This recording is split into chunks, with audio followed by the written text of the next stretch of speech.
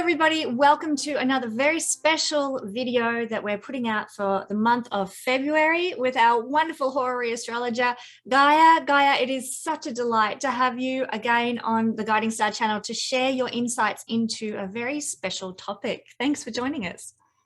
Hello everybody. Hi Kesenya. Thank you so much for inviting me once more. I'm very happy to join you and to talk about this topic. Everybody, I am sure will be excited to know when the freedom of travel, the real freedom of travel, will be available for us once more.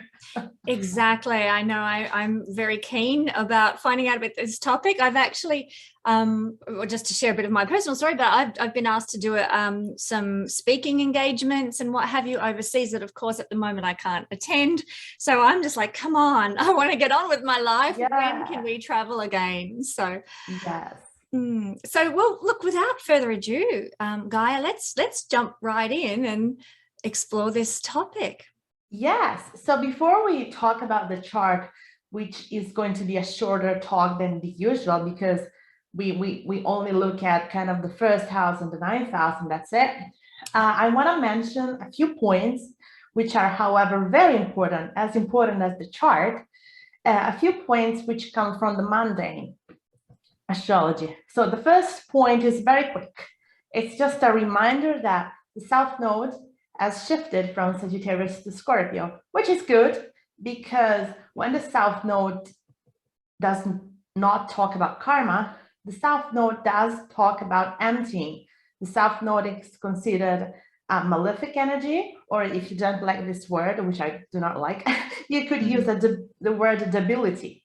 It's a debility, right?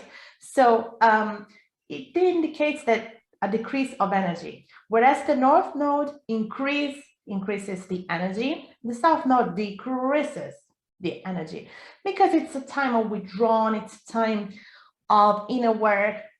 But talking about the travels, and Sagittarius is the sign naturally associated with the travel and the freedom of it.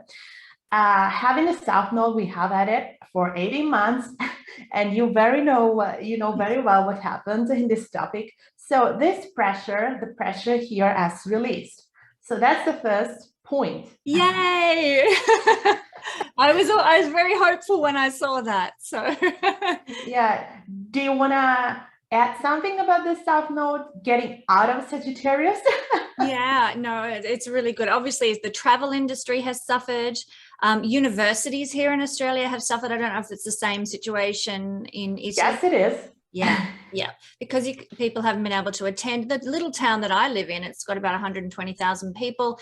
It's a university town in a rural area of Australia, and the university has practically been shut down for 2 years. So people who usually rent their houses out to university students have struggled, and all the local restaurants and businesses that hire university students, like everybody has suffered. There's a flow-on effect because university town in this instance has not had any students and not been functioning in its usual way. So that's another thing too that we've seen as well. But yeah, definitely the travel agencies and definitely the travel industry. And sorry to keep harping here, but where I am in the world, in Australia, we depend very much on our tourism for success. And I believe Italy is one of the most visited countries in the world. So how has it been there with the tourism? Absolutely disaster, absolutely a disaster. The South Node has really emptied this area of energy, of events, like nothing happened. It emptied it completely. Yeah, and to be honest, I mean, if you look back 18 years ago when the nodes were last in this formation in Sagittarius and Gemini, I mean, we had the what was it, the Twin Towers thing in New York, and travel changed very much because radically changed, but it didn't stop. We didn't have the world come to a grinding halt, So there's been something about this particular energy of the nodes in Sagittarius that's been given a real clout to it, like really pulled the gears. One of the options, because it's just an option, what could be that they have squared Neptune, and like 18 years ago, Neptune was not in Pisces. That's it. Yeah. So the square didn't happen. That's excellent point. That's so true. And Neptune dissolves even further. So of Yes. course, and Neptune is foreign places as well. So yeah, definitely. Yeah. But now we're in Scorpio. It's wonderful. So other areas are going to pay the price of the South Node, but the pressure has been lifted from the ninth house and from Sagittarius. So the second event, which is very important again, and I'm going to talk a little bit more about the second event, is Jupiter, which has shifted into the sign of Pisces. So I have to admit that when I saw Jupiter entering Pisces, I was so enthusiastic. Typical Piscean behavior. Wow, it's gonna be wonderful. That's so typical. Yes, that's us. And I am an astrologer. I should know better. That's it. That's it. But we can't help. It's got this fanciful energy that we want the fairy tale, you know. So tell us what you found. Absolutely. But first thing first that happened was that this Jupiter in Pisces is not delivering what I personally expected. And I want to talk about it because I'm sure that other people felt the same. Even if you're not into astrology, like if you're not an astrology student or an astrology practitioner, maybe you felt in the atmosphere this glimmer of hope, right? And you're like, but I'm so let down, I'm so deceived, what the heck is going on? So let's try to make sense of this Monday because it's important and it helps us in this picture. First thing first, when Jupiter entered Pisces, it squared the nodes because the nodes were wrapping up their journey through Sagittarius and Gemini. I remember that the nodes go backward, right? So that's important. And that was the first thing. Second point, if you think about Sagittarius as the first house, let's keep Sagittarius and let's keep giving it the meanings of the ninth house, but let's use it as the first house, as our starting point, because Sagittarius is the topic we want to discuss and dissect. You see that Jupiter is in the fourth house. So right now, because Pisces is the fourth sign from Sagittarius, so Jupiter is actually making a natural square to Sagittarius. So squares are always energies of challenges, even though this is a Jupiter with amazing dignity, it's in rulership, but it's making a square to the topic we are talking about, the topic we are interested in analyzing. So the square is always an aspect that brings challenges with itself. No matter what, it's still a square.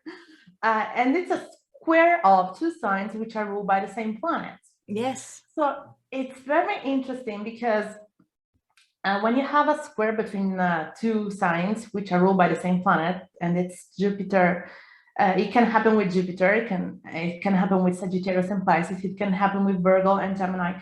So when you have a square ruled by the same planet, you may look at that planet and see what the heck that planet is telling us, because the same planet is making a square, right, to two signs ruled by that planet. So there is this excess of energy, or maybe it's not even an excess, but it's a huge amount of energy. And how do we channel it? Where do we put it?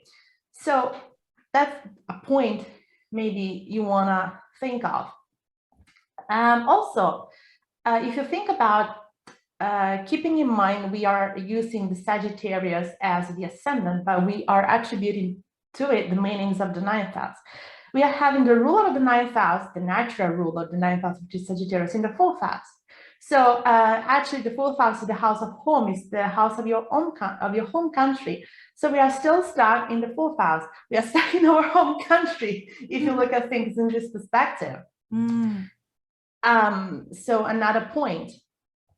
Honestly, my opinion is that when Jupiter enters Aries, it'll be, first of all, it'll be the fifth house from Sagittarius. Yes. It's gonna make a natural trine.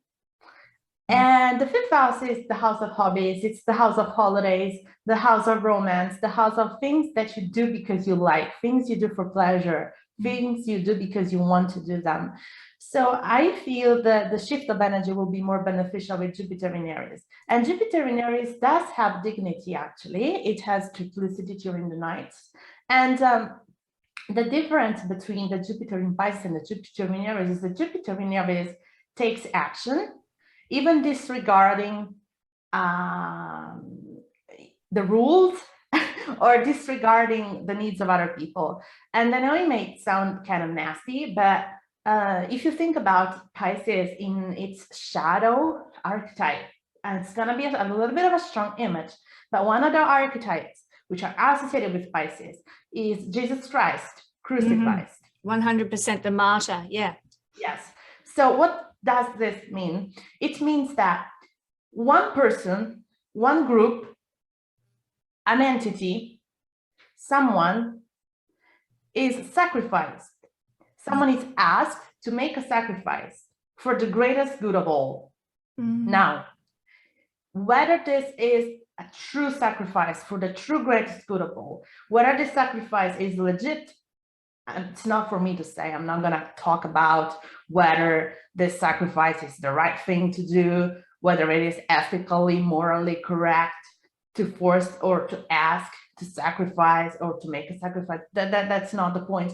But the fact is there that Jupiter, which is a planet, especially in Pisces, of solidarity, charity, universal submersion with the collective, in the sign of Pisces, the sign of the sacrifice, it's asking us to sacrifice something for a greater good. And when Jupiter comes out of Pisces, it's gonna say, I have had enough. Stop sacrifice. I'm gonna put myself first, and I'm gonna think about myself first, because Aries comes after Pisces for many reasons. And one of the reasons is that Pisces at times may sacrifice too much, and it needs the push of Aries. Aries is much more pushy. Pisces is very hesitant and pulls into different directions, confused, and Aries exactly knows what it wants. So when Jupiter enters Aries, we are, and Jupiter is the natural ruler of the ninth house, so it's associated with travels, it's associated with different cultures.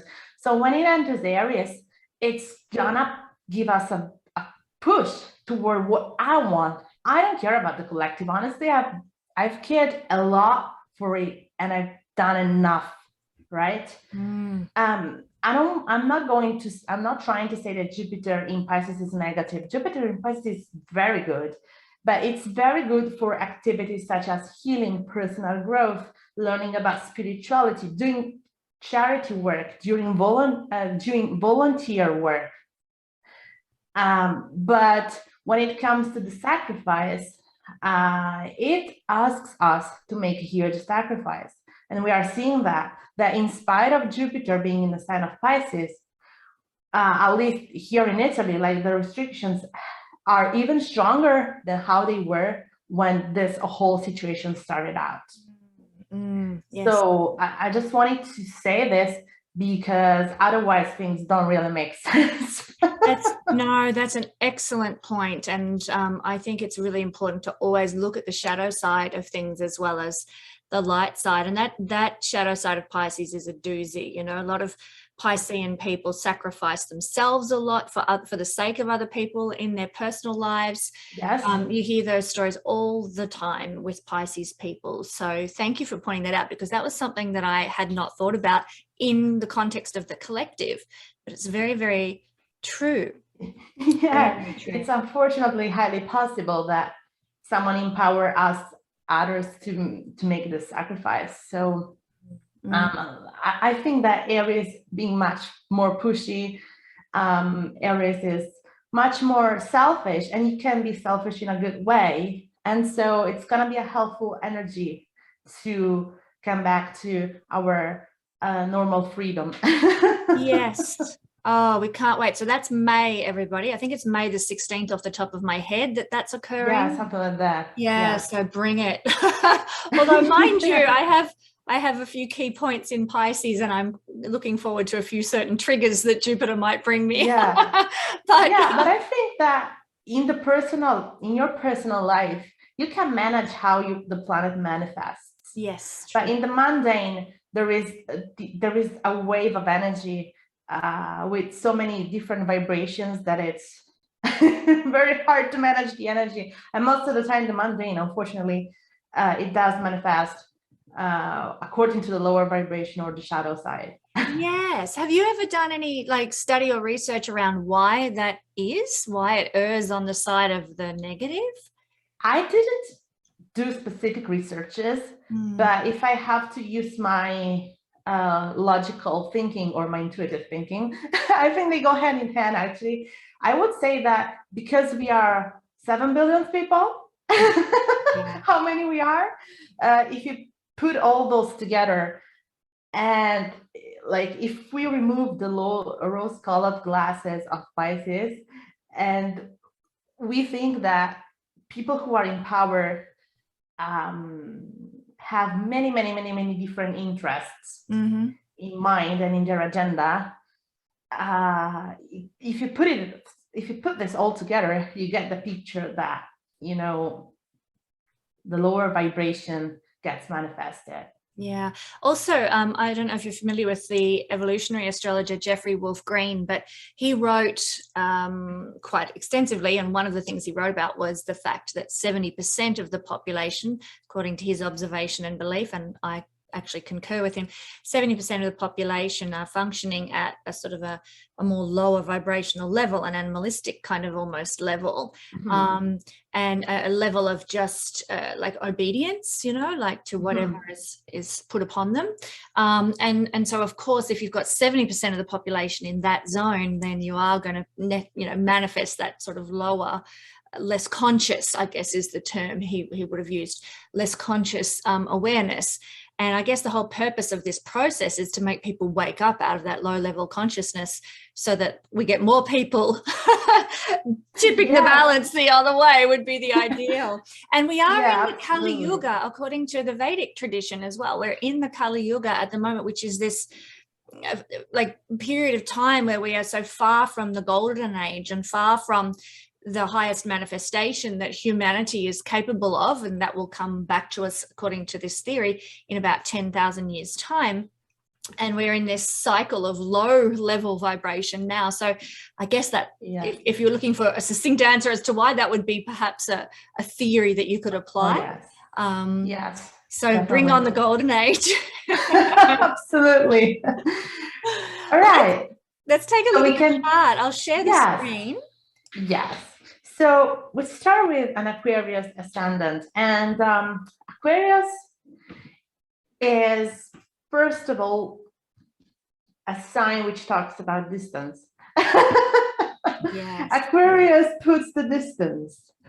It keeps you a arm away, you know.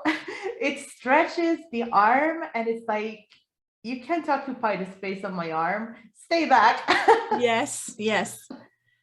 So can I ask why you've chosen, okay, so this is, we need to just clarify for everyone, we haven't chosen Aquarius as the ascendant, but what Gaia has done is when this question has been posed to her, she's cast a chart for that moment. So that's what we're looking at here. Yes. So it came up as Aquarius rising. And of course, Aquarius is this sign that keeps the distances. And the chart is radical because Mercury is the ruler of the hour and Saturn is the ruler of Aquarius, and they are both cold and dry planets. Yes. And, you know, Saturn is the ruler and it's cold and dry. So again, it's reinforcing that the atmosphere is quite, there's a lack of warmth around us. Even with the sun there as well, there's a lack of warmth. The sun is there on the ascendant, but the sun is unfortunately in full.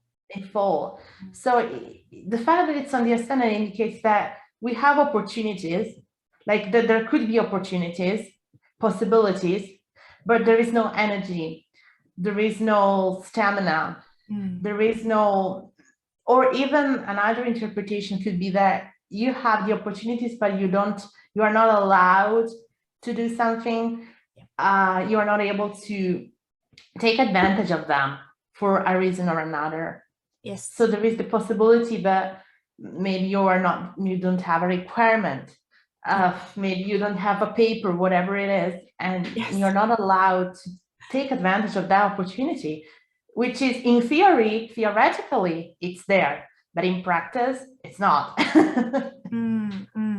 That's right. And we're seeing a lot of that sort of thing. You know, I've heard so many stories from both friends and clients who have checked all the regulations to travel from Victoria, in a number of the examples I'm thinking of, Victoria to Queensland, 2 states of Australia, and they rang the government, you know, 5 times before they went to make sure, is everything in order? Have my papers all in order so I can fly?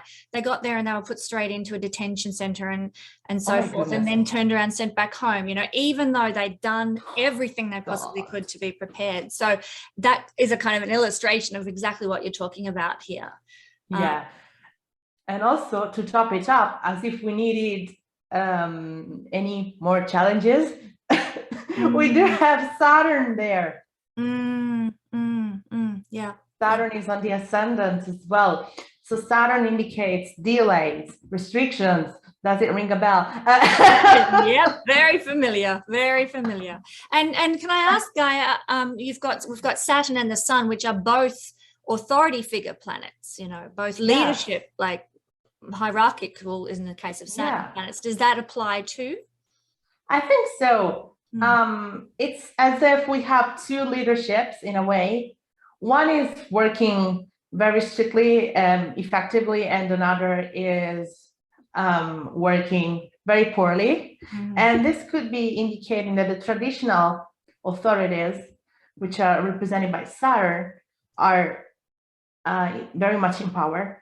Yeah. Whereas the more, because the Sun in Aquarius is not really your typical authority. No. Because you see the Sun in a place where he's not comfortable. So he's not comfortable being the traditional authority. Yeah. And it's not using an iron fist, so to say. The Sun in Aquarius is more like the representative of freedom and individual rights or human rights. It could be the right of, you know, for freedom of speech, freedom of travel. Why not? Aquarius talks about freedom. Yes. And a Sun here is a type of authority which rules with freedom. All right. So I think that the Saturn represents the governments and the more traditional kind of authorities, whereas the Sun would be indicating some organizations who are untraditional. And it is telling us that at the moment, things are not going well for them because they are not able to assert themselves. Excellent. I must say, I'm very happy to hear that. and you have also to consider that in spite of everything, this Sun is harmed by Saturn because Saturn is a malefic. I have to say that this Saturn is burned by the Sun. Right. Yes. Which is good if we consider the Saturn as the traditional authority. The Sun is not able to overpower this Saturn because the Saturn is super strong because it's in its own in rulership. It's in an angular house, so very strong, but it's able to do something. It's able to even maybe overwhelm the authority, to put them a little bit at their place, to rein them in a way. That's great. So that's a change from what we had in the beginning when travel was restricted, you know, that there's a distance, which is good. Something's changing. I think that we want to have the Sun in a little bit of a better position. We want to have the Sun at least free from Saturn, because Saturn is always talking about restrictions. And the Saturn, also consider, and that I'm we'll move into the ninth house, but it's important to remember that the Saturn puts the sun down, meaning that Saturn is smashing the sun. And that the sun is ruled by Saturn, meaning that Saturn has the control. Because if I am ruled by someone, interpret it literally, this someone is making the rules. This someone is managing my life. If I'm ruled by my mother, means that my mother is a dictator. I hope not. No, she's not. I mean, with 3 planets in Leo, she's a little bit of a.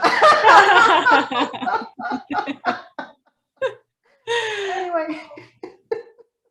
But anyway, it was an example. Yes. Just not a personal one. Good. Glad to hear it. It's not a personal one. But anyway, if you're ruled by another planet, it means that that planet has the upper hand, right? Yeah. So at least this sun should get out of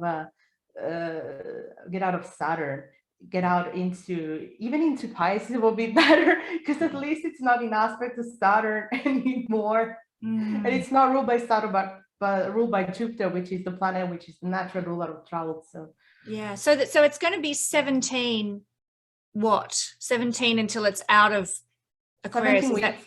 17 weeks you would interpret that as, instead of because 17 days or 17 months. Hell no. It's a fixed planet. I mean, it's a fixed planet because it's in a fixed sign, which is Aquarius, and it is in the first house, which is angular house.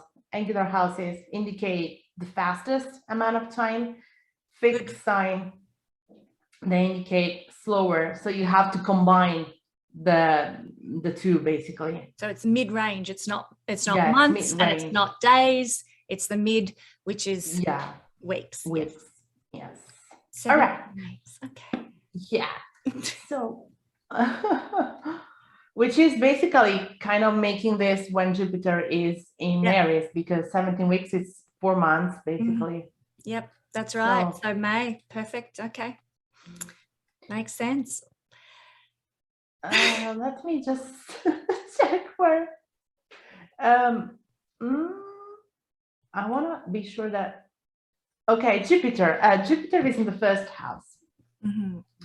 However, with the we moon have a problem. Part of fortune. Yeah, that's interesting. Sorry to interrupt. Yeah, no. It's fine. They are together. The moon here. No. Moon is applying to Jupiter. Yes, moon is applying to Jupiter. So when they meet, it can give us a push, because the moon, it's like the clock of the horary. It is. It has this pointer, and when the pointer reaches a point, the point get activated. Yes. So again, we have a fixed planet in the first house. So again, 10 weeks.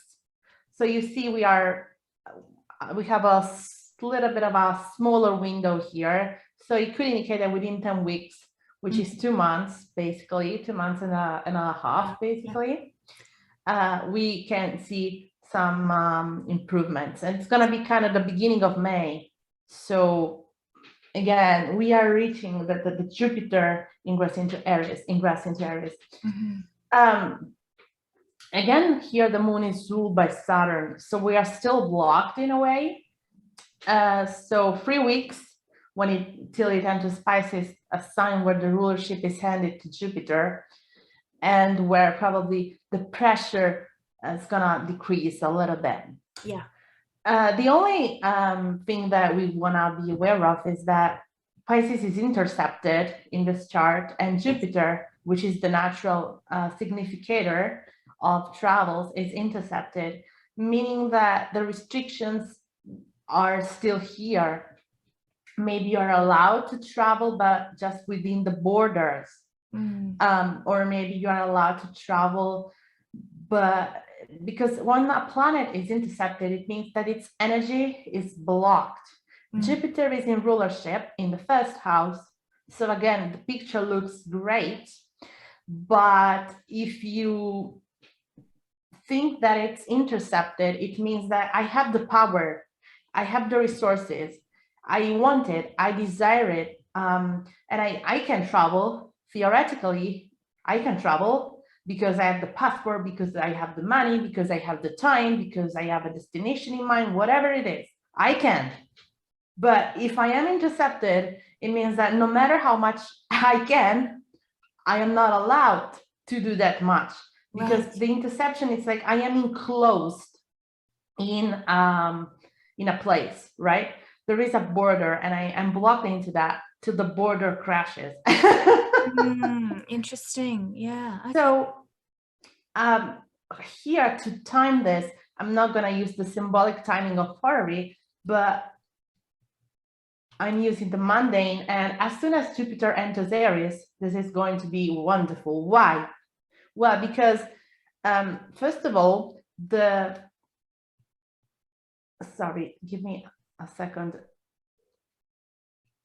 Yeah, the second house starts at 12 Aries. Okay, so the first 12 degrees of Aries, Jupiter is free from the interception because Aries is not intercepted, and it's still in the first house, still in the first house, so still in full power, and it has dignity, triplicity during the night.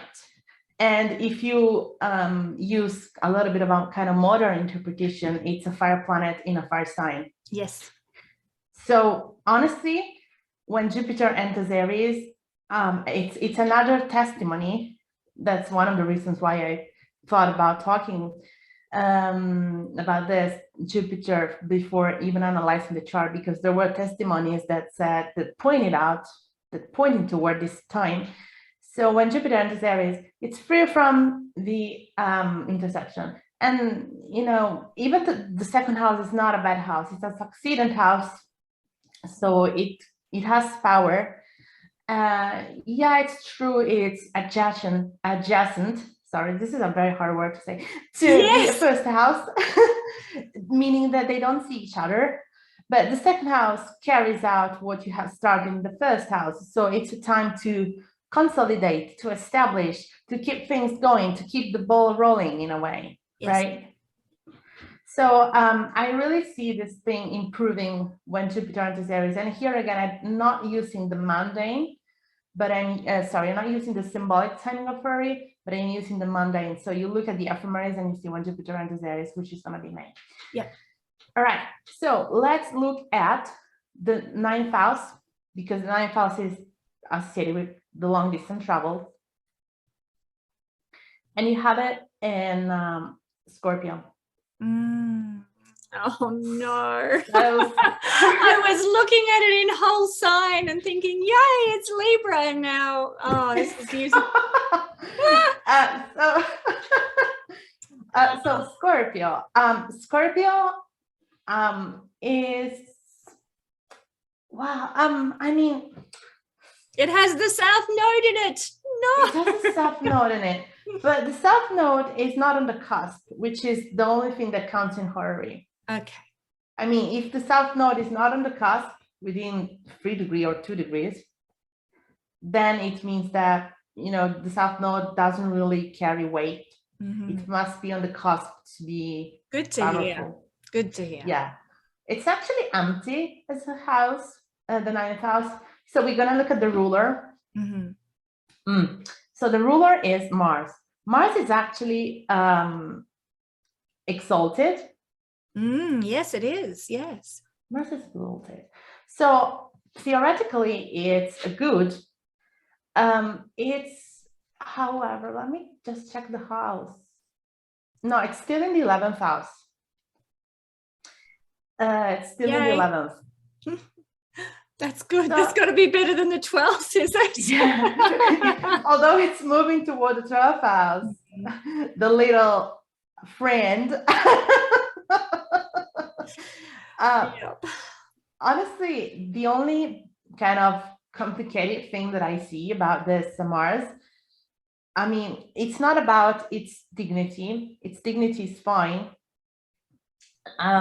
But it puts Jupiter down. Jupiter is our natural significator. Mhm. It's ruled by Saturn. So it is meaning that the Saturn we talked about as a hold on Mars. And it puts the moon down. So the moon is talking about us as in the people. So it's like the travel puts us down, meaning that we can travel basically. We cannot travel. So now we can, of course, look at things at a horary level, but I think we can use the mundane here. And what do we want? Well, we want Mars to be strong, of course. But here it's in the hands of Saturn. So we want Mars to be out of those things, out. We basically, I think, again, Mars in Aries will be the time when things get moving. When does Mars enter Aries? I don't know, but I'm guessing May, June, something like that. When does Mars do what? Oh, sorry, I missed what you said. When does Mars enters Aries? Enters Aries. Yeah, it's let me think. It's going to be in Pisces from the 16th of April to the 3rd of May. So it'll be after the 3rd of May. I was right. I said either May or June Mars enters Aries, and it is in May. So you see what happens in May. We got a shift into Aries. Mars enters Aries. Jupiter enters Aries. Yes. I'm looking forward to this Aries period because I'm seeing a lot of people being fed up with everything. Yes, bring on May. Yeah, that's actually really exciting to see that. And to see all these indicators here lining up for the same period of time, you know, Sun leaving Aquarius in 17 weeks, Jupiter entering Aries, and so on. It's all pointing to the same thing. So yeah, it's all pointing to May. And honestly, I haven't looked at the month of May on a mundane level, but I guess Mercury is going to be either in Aries, Taurus, or Gemini. And I don't know Venus, but Venus probably be in Aries as well, because Venus has made the retrograde. So yes, she and Mars are moving together pretty close to one another for the next couple of months, actually, until early May. So she'll be either in Aries or wrapping up Pisces. Wrapping up Pisces, yeah, one or the other. I can't quite recall. Oh my goodness, we're gonna have a storm in Aries. I don't know what's gonna happen with that. Hopefully not a war. I mean, Aries is not really a sign of wars, honestly. That's my opinion, however, like from analyzing the planets. Because Mars in Aries, it gets mad, and the day after it calls you back and it's like, yeah, we are friends again. Like, oh, but yesterday you shouted at me. Yeah, but now I forgot. Yeah, that's right. Quickly turns things around, which is perfect. Yeah. With Venus there to soothe the savage beast as well, you know. Yeah, because like everybody says, that Aries is belligerent, but actually Aries, it has just this burst of anger, and it's very visible. But especially with someone like me with a lot of Capricorn, I do remember those bursts of anger, and the Aries, like the day later they have already forgotten, and I'm still you're still stewing over it. Yeah. Oh yeah, I would be more like that, to just let things go easily. Yeah, but if you want a Mars which is very warlike, well, one Mars which is very warlike is the Mars in Capricorn, because it has the strategy.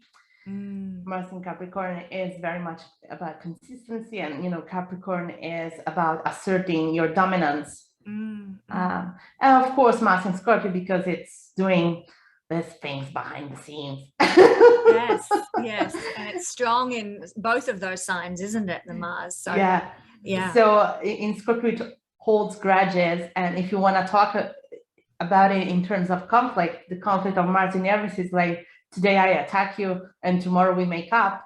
and if it's in Scorpio, I attack you, and this war is gonna last. Yep, I'm gonna and I'll make sure poking behind the scenes. Yeah. Yes, and I'll make sure you are annihilated.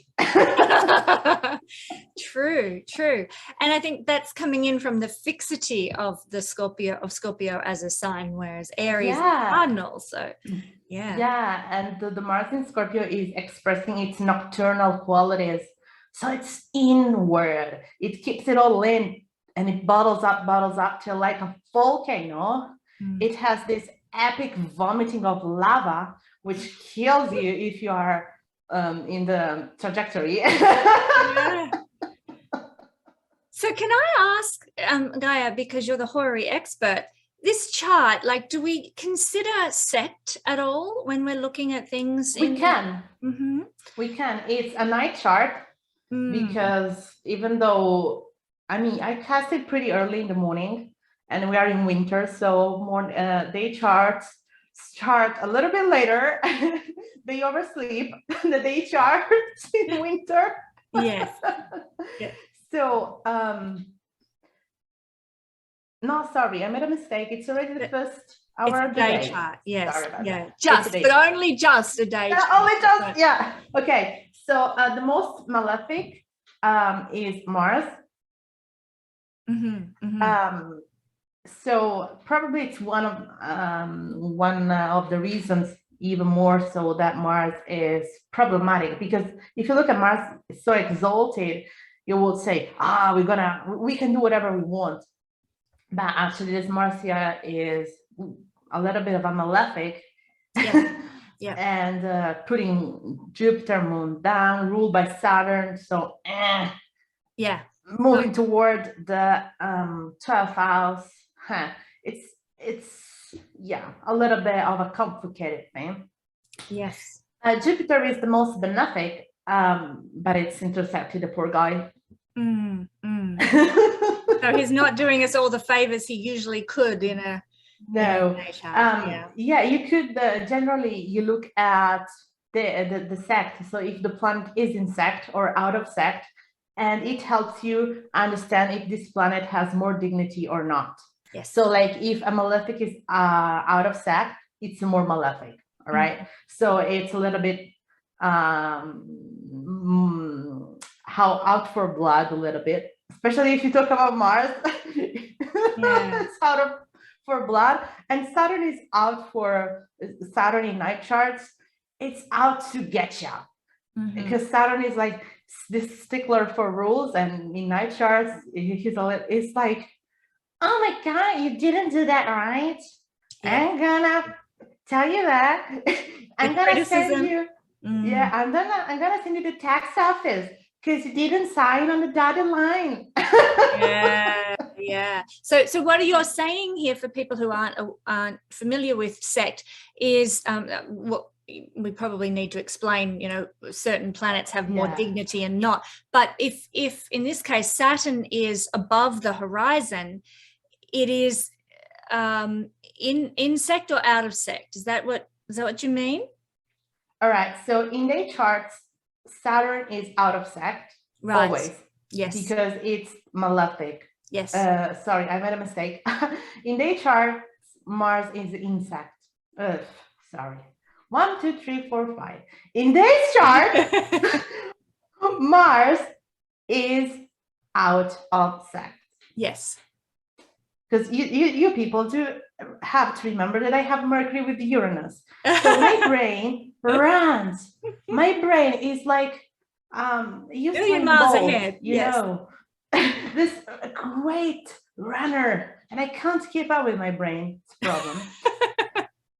I'm kind of ADHD sometimes, or maybe all the time. Anyway, Mars in the day charts has some problems because Mars is a hot and dry planet. Yes. And in the day, supposedly, because the sun is out, it's hot, right? So Mars becomes burning in the day. And that's why we say it's out of sect, because it's too much. It's like it's burning alive. Yeah. Yes. So sorry about that.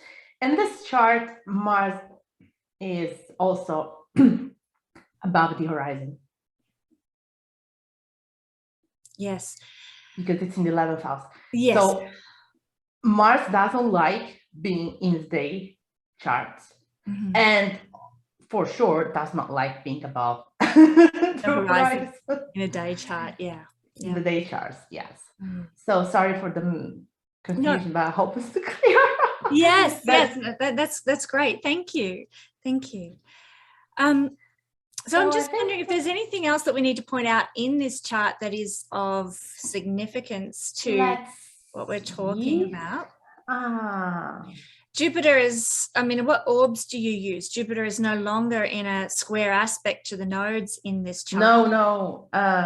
The nodes, it will be a kind of 6-degree orb I would use. So yes. No.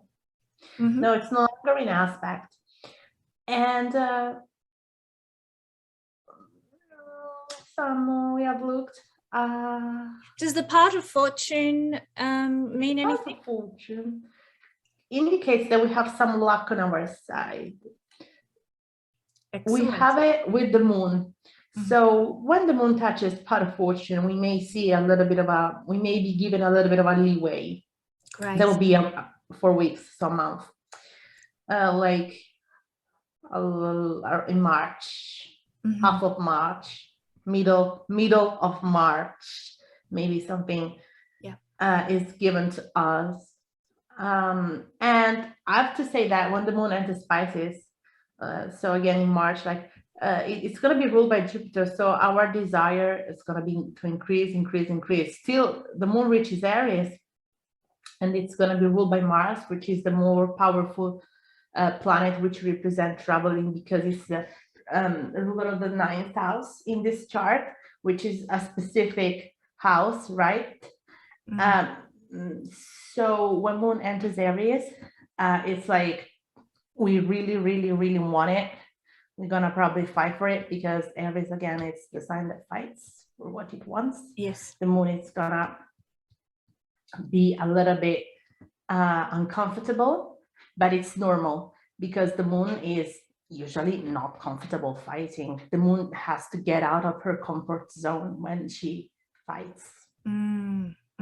As a natural planet, the moon is not a planet. No, it's receptive rather than initiatory. So yeah.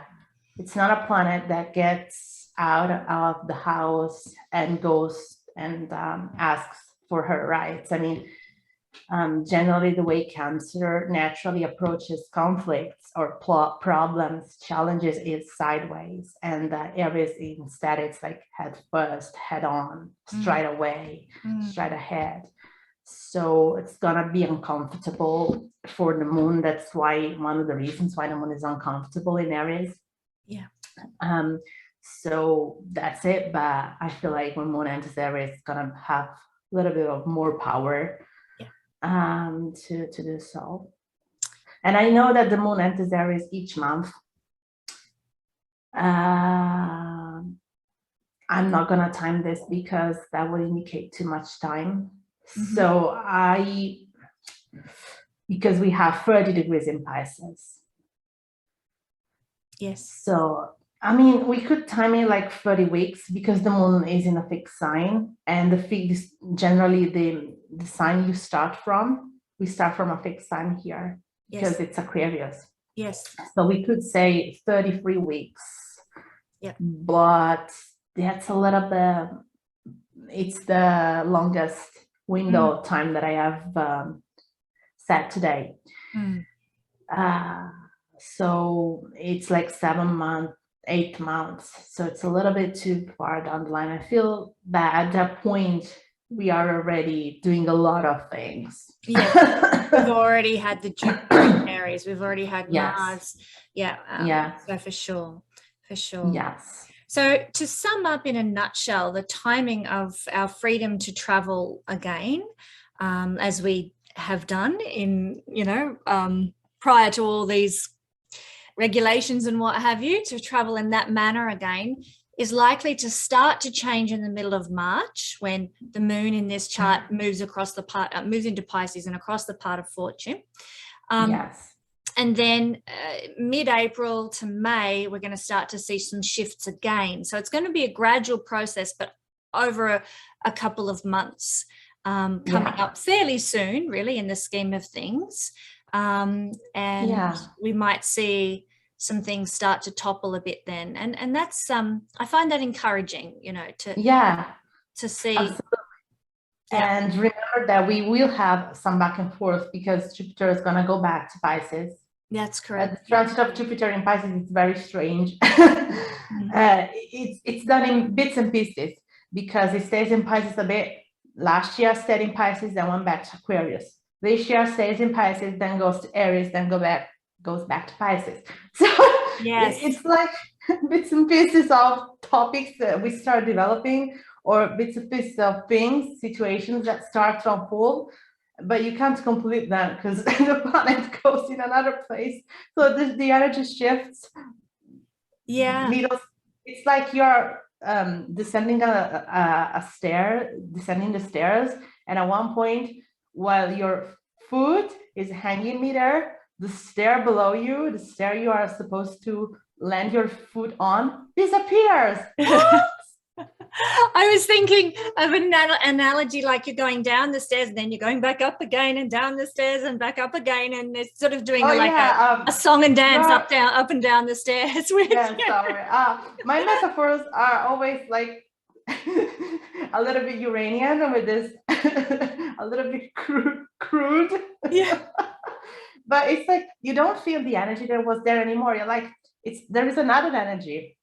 So it's actually, it could be like you are walking on sand. Let's give a better metaphor. Come on, Gaia. This is something better. So you're walking on sand, and at one point you lift your foot, and when the foot lands again, it's not sand anymore. It's, I don't know, gravel. It's the asphalt, whatever it is. It's soil, it's mud, I don't know. But it changed the soil, so it throws you out of balance because you have to reaccustom yourself to walk on a new terrain, on a new ground, right? Yeah. So that's how you may feel. I think that's a brilliant analogy of what it's like to shift between these two, because in the Vedic system, they consider the change from water signs to fire signs the most significant shift of modality. In fact, the final degrees of a water sign and the first degrees of a fire sign are what they call Gandanta degrees, which are highly karmic and very difficult degrees to navigate. So we're going to go through, I mean, this is not Horary astrology, this is not Hellenistic astrology, it's Vedic, but you have that. But it's mundane as well, because it can work on the mundane plane of things, I'm sure, because you can feel the shift personally within you or around you, but like as the collective feels the change as well. So it does apply. So the ride ain't over yet, but it is changing. And that's, to be honest, Gaia, that is something I am so grateful for, because there's nothing I dislike as much as feeling stuck. You know, you talked about your Uranus with your Mercury. I have Uranus with my moon. I can't bear feeling stuck. So, you know, need the change, need the shifts, need the momentum. Absolutely. I think we're in a year where there's going to be a lot of shifts, a lot of change, and a lot of momentum. And even though things aren't going to alter overnight with the click of a finger, they are coming bit by bit. And I'm glad to see that. Really, really glad to see that. Absolutely. So thank you so much for sharing on this topic. And thanks for listening. Thanks for watching. Always a delight. I learned so much from you. I really do. And I was just thinking as you were talking. I do learn from you as well. From one another. It's really good. And I was thinking as you were talking along, you know, a lot of the techniques you're using in Horary are starting to gel with me more after each discussion. I'm like, oh yeah, there's that, and that timing, and da-da-da-da. Absolutely. So I hope that everyone who's watching will start to sort of gel with a lot of the the horary techniques that Gaia Yeah. shares with us each month. And Gaia will be back next month with another question for us. So if you have a question on a large scale for the globe, mundane astrology, or for something that's more generalized, not something personal, then leave your question in the description box below, because we would love as many questions as possible to come in for us to look at in the coming months. Thank you. And I also add, don't forget to make a booking with Gaia as well. She is getting booked up very, very fast, and everyone who's had a reading with her has come back and booked a 3-deal package, which I'm really thrilled about, because it just speaks volumes regarding Gaia's skill as an astrologer and her accuracy in her predictions for people. So jump in and make your booking now at the website on the astrology readings page while there's still space in Gaia's schedule. So thank you for joining us, Gaia. Thank you, one and all, and we'll catch you next month with another Horary Astrology session. All right. Thank you, guys. Bye-bye.